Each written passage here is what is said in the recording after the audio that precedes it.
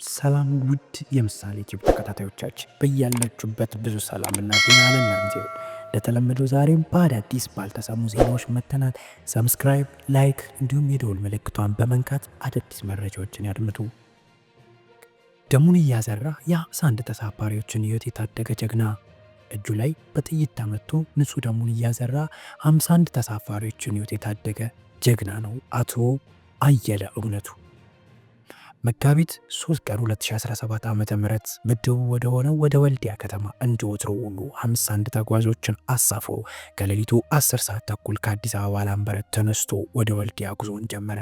ይሁን እንጂ ረፋድ 4 ሰዓት አካባቢ አፋር ገዋኔ አካባቢ እንደደረሱ አምነው የተሳፈሩት ወገኖቹን እንደያዘ አገራማን ብሎ ወደፊት እየገሰገሰ ባለበት ወቅት ማንነታቸው ያልታወቁ ታጣቂ ኃይሎች ጀግናውን ሹፌር አየለ እውነቱ ላይ አነጣጥረው የጥይት ሩምታ ያወርዱበት ጀመር።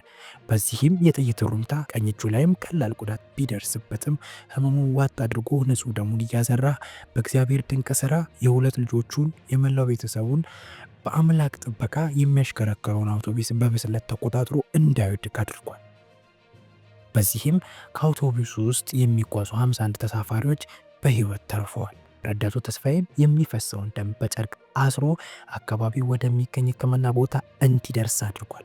ሹፌር አየለም ወደ አዲስ አበባ መጥቶ ሕክምና በመከታተል ላይ ይገኛል። ክብር በሞትና በሕይወት መካከል በስንት ፈተና እያለፉ ህዝብን፣ ሀገርን የሚያገለግሉ ሀገር ወዳድ ሰዎች በሙያቸው እያገለገሉ ስላሉ ምስጋና እንድንሰጥም እንድናበረታታቸውም ጥሪያችንን እናስተላልፋለን ይላሉ የሾፌሮች ማህበር። የቀድሞ የሐዋሳ ከተማ ከንቲባ የ13 ዓመት ጽኑ እስራት ተፈረደባቸው።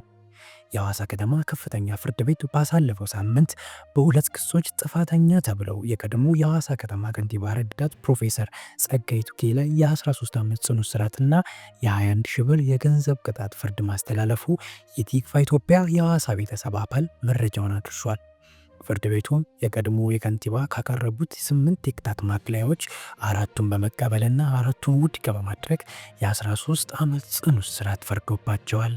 በዚህም በእርሳቸው መዝገብ ተከሳሽ የነበሩት የቀድሞ የሐዋሳ ከተማ ልማትና ኮንስትራክሽን መምሪያ ምክትል ኃላፊ አቶ ታሪኩ ታመነ በ10 ዓመት ጽኑ እስራት እና በ41 ሺህ ብር፣ አቶ ታፈሰ ቱናሺ በ8 ዓመት ከ5 ወር ጽኑ እስራትና በ51 ሺህ ብር እንዲሁም አቶ ሰይፉ ሌሊሴ የተባሉ ግለሰብ እንደ 8 ዓመት ከ5 ወርና በ76 ሺህ ብር የገንዘብ ቅጣት ሲቀጡ ፍርድ ቤቱ ትዕዛዝ አስተላልፏል።